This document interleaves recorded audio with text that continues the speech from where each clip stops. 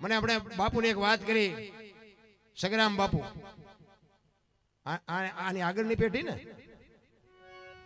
સગરામ બાપુની વાત મને કરી અને એ કંઈક જતા હતા આમ એમના ભાઈ પાસે જઈને વાત કરેલી, જો બાપુ સંત શું કરી શકે, સંતોના બાપુ ઇતિહાસ છે એમનામાં છે ને અમે જે કઈ ગાણા ગાઈ છે ને સાધુ સંતોના આ ભજનાનંદી પુરુષોના એમની પેઢીઓના અમારી અહીંયા બાજરો નથી આવતો કે અમારા બાપ દાદાના ગાણા ગાવશો તો એલો 10 મણ બાજરો મોકલાય, ના એમ નથી, જીવા છે એવું એટલે ગાણા ગાવા પડે. સંતોએ એક લોટાના સન્યાસ આવ્યા છે, દુનિયાને માર્ગ બતાવ્યો છે કે આ માર્ગે હાલો ને મરી જાઓ, અને લોહી સટકા ભરતું હોય ને તો લગામ રાખવી, બસ એક લખી લેજો. મેં આ બહુ ઠેકડા ફેર્યા અને નકરા ધોકા જ ફેરવા છે અને નકરા માર્યા છે એવું નથી, મેં મારે ધરીને ખાતો છે. કઈ બધાને માર્યા એવું ખોટા પણગા ન મરાય ને. અહીંયા કોકને બે ફાંઠા માર્યા હોય અહીંયા મને મૂકે કોઈ, એટલે મારે ખાતો છે. પણ સમય આવે ને વળાક મારતા ન આવડે એને માણા ન કહેવાય, સમય આવે ને વળી જવાય. ઈ એમના બાપને કે છે સગરામ બાપુ કે એટલે તું એક રામા બાપાને એક દોઢ લઈને મને રજા લઈ દે ને મારે રણુજાની જાત્રાએ જવું. બાપુ જો આ એક પીરાણું છે રામદેવજી બાપાનું, અને જ્યાં જ્યાં બાપુ આ હરિહર હાલે છે ને ત્યાં પીરના પંજા છે, તમારે લખવું હોય તો લખી લેજો. અને પીરના પંજા સિવાય બાપુ હરિહર હાલે નહીં, તમારા ઘરના રૂપિયાના ઘર ભર્યા હોય ને નો હાલે.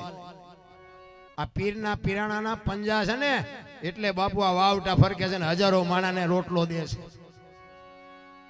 ઈ એમ કે તું મને દોઢ લઈને રજા લેવરાય તો મારે રણુજા જાવું, અને નીકળે અને એક ગામના ઝાપે પૂગે ને ગામમાં કાંઈ એવો બનાવ બનેલો અને કાંઈ ટાણું હશે, કોઈ મરણનો પ્રસંગ હશે, બાપુને કઈ આવકાર કઈ મળ્યો નહીં, હાનનું ટાણું હશે, પોતાને દુઃખ તો થોડુંક થાય, સ્વાભાવિક છે. કોઈ પણ ગામમાં જાય ટાણું હોય એવું અને કોઈ આવો ન કે સ્વાભાવિક છે. પેલા અત્યારે જેવું નહોતું, અત્યારે છે બધું, પણ આવકાર જેવું કઈ છે જ નહીં. એમાં પેલો મોબાઈલ હોય તો મોબાઈલમાં જ બેઠા હોય આખું ઘર, બૈરા ને આદમી બધાય. આપણે ફળિયામાં જઈએ તો પેલા તારા બાપા જાય જાય તોય અત્યારે માથું ન કરે, આપણે શું પૂછવું. આ મોબાઈલે તો બાપુ દી ઉઠાડી દીધું. એમને બીજા ભાઈ મળીને એ બધાને જાણ કરી કે ભાઈ તમે આ ગામમાં કોઈ માણા આવે ને તમે એક બટકું રોટલો ન દઈ શકો ભલામણ. અને હવારમાં એમ કહેવાય કે ઈ એમ કે છે કે મારે રણુજા જવાનું છે, રણુજાનો રસ્તો કયો, એટલે રસ્તો કહે કે આ રસ્તેથી જવાય. તો કોકે અહીંયા કીધું કે ભાઈ આગળ એક ગાય મરી ગયેલી પડી છે, બીજા રસ્તેથી જાઓ, અહીંયા આગળ રસ્તામાં ગાય છે મરેલી. બાપુ કહે છે કાંઈ વાંધો નહીં, મરેલી ગા થોડી આપણને મારી નાખવાની, પડખે થઈને વ્યા જાવ, એમાં શું ફેર પડે. ન્યા જાય અને જો બાપુ આ માં અને સંતાનના યોગની વાત છે, અને ઈ તો માણા હોય ને અસર થાય, બાકી માણા મરેલા પડ્યા હોય તો કોઈ સામું નથી જોતું.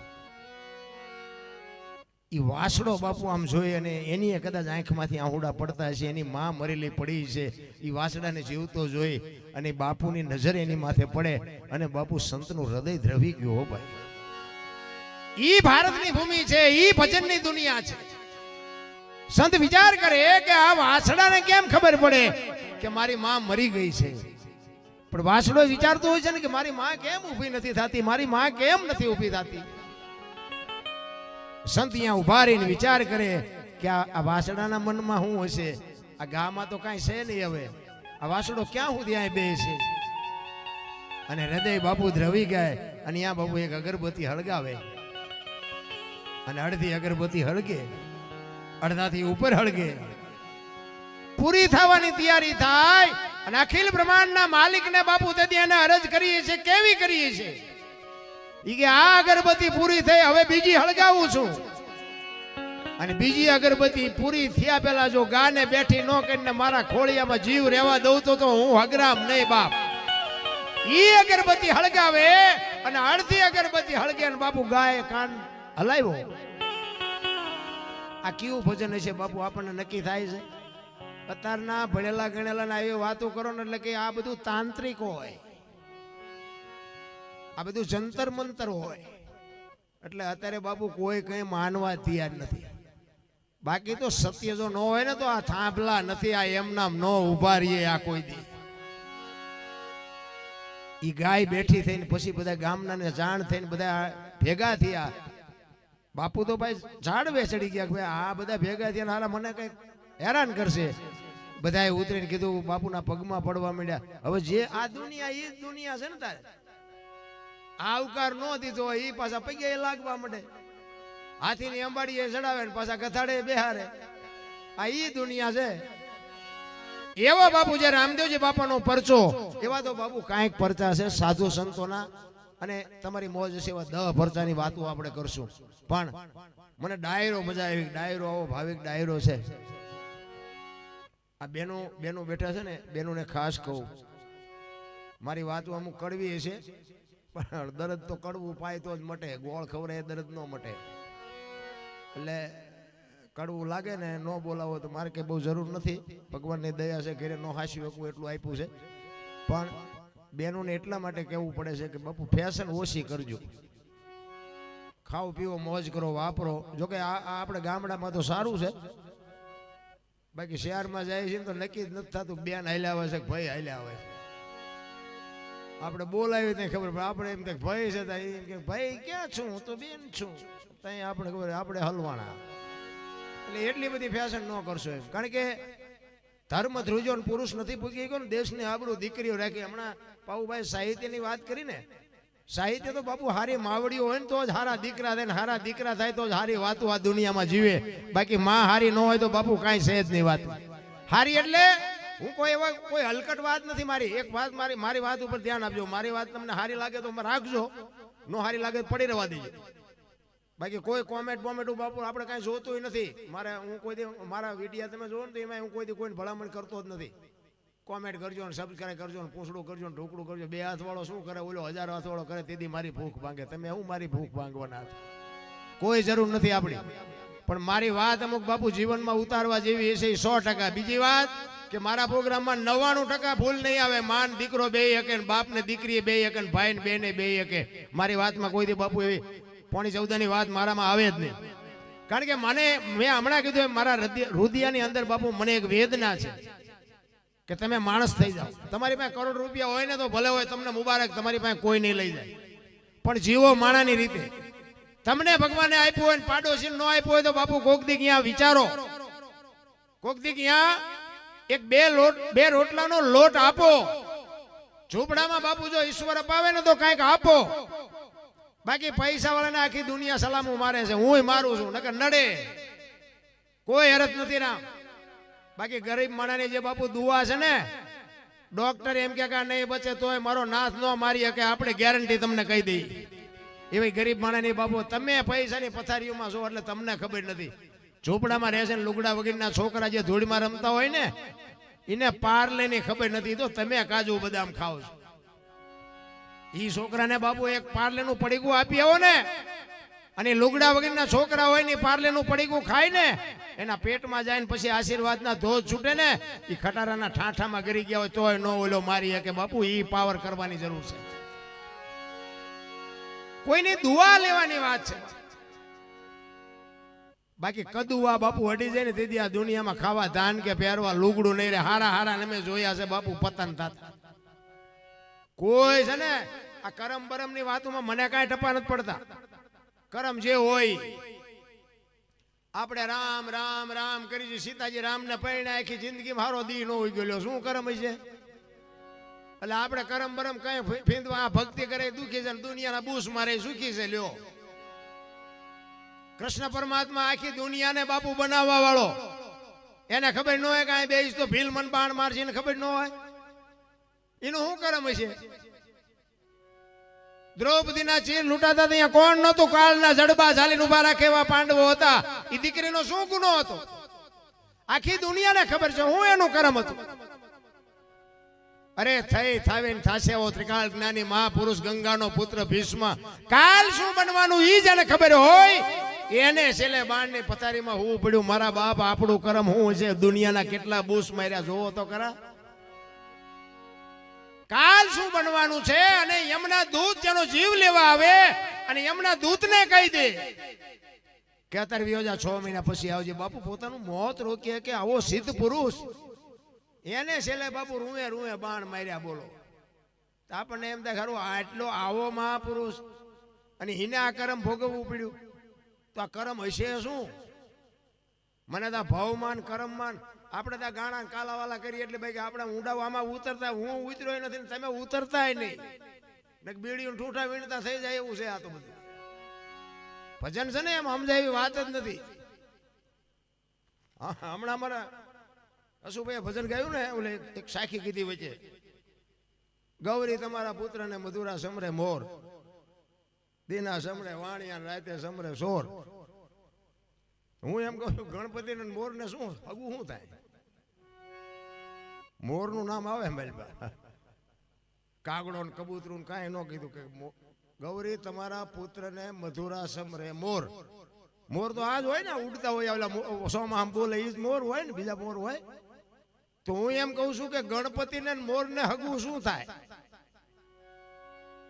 એમ છે જ નહીં. બધા માથા હલાવે, ભારે મજા આવે, ભારે સમજવાય નહીં, કોઈને તાકાત જ નથી. સમજાય ને તો જ મજા આવે.